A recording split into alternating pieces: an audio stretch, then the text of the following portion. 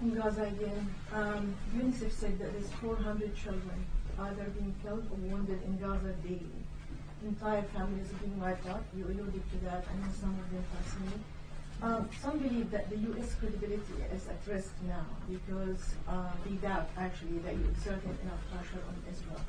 So, Madam Vice President, why didn't you call for a ceasefire like Senator Dick Durbin just announced now, whereby maybe there is some kind of hope where all the hostages will be released and maybe Hamas can be disarmed peacefully instead of carrying on with this war?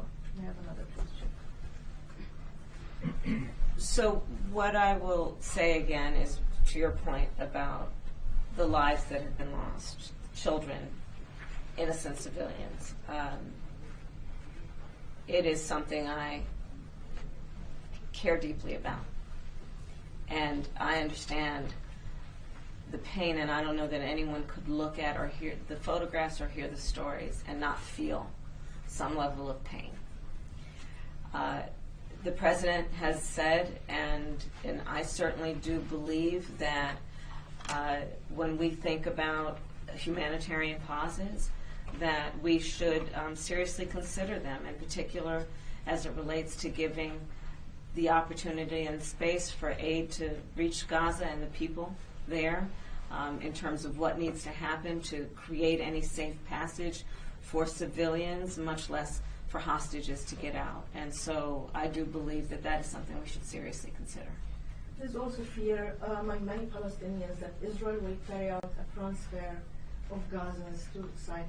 And this is a plan that's been in the making through more or less the history of the State of Israel.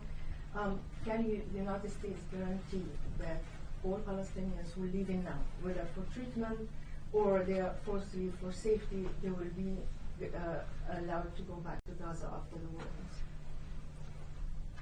Let me be unequivocally clear.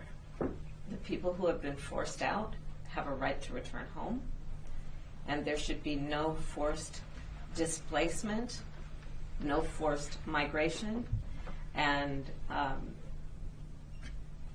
that is it. Laura? Not much.